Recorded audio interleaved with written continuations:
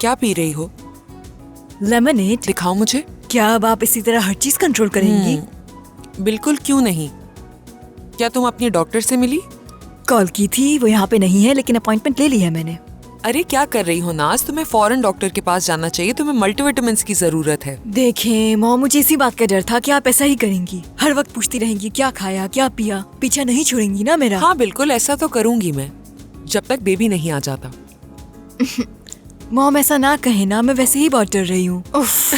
मुझे नहीं मालूम कि ये सब इतने जल्दी हो कैसे गया। मैं तैयार हूँ भी या नहीं इसके लिए, ये नहीं जानती मैं। ठीक है, समझ गई। हाँ बेटा, डर तो लगता है थोड़ा। ये डर कभी खत्म नहीं होता।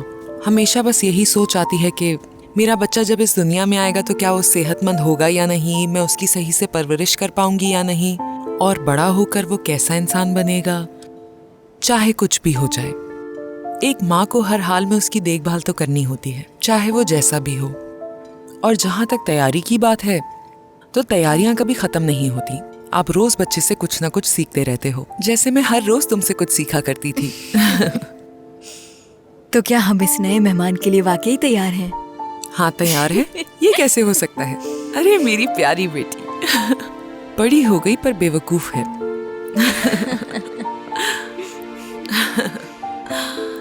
बात सुनो, फखरुन्निसा की एक बात सुनकर बहुत परेशान हो गई हूँ।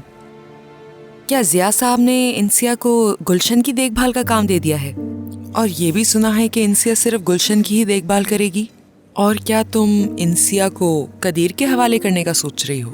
वैसे मुझे भी वाकई में कुछ समझ नहीं आ रहा। वो जिया अंकल आजकल कुछ ज्यादा ही फिक्र करने लगे हैं इंसिया की। इंसिया हवाओं में उड़ रही है और औजान से भी रिश्ता खत्म कर दिया उसने। और इसलिए तुम कदीर को इंसिया के साथ जोड़ने की कोशिश कर रही हो ताकि इंसिया चली जाए? क्या मतलब है? आप तो हमेशा उसे निकालने के चक्कर में होती हैं। कितनी दफा बताना पड़ेगा आपको कि वो मुझे छोड़ के नहीं जा सकती। ठीक है, समझ गई। तुम्हारी मदद कर सकती हूँ मैं। क्या वाकई में? हाँ वाकई में। मैं तुम्हें इस हालत में अकेला नहीं छोड़ना चाहती। मतलब तुम्हें भी किसी बात पर गुस्सा नहीं करना। ये प्रेग्नेंट होना तो वाकई बहुत काम आ रहा है मेरे।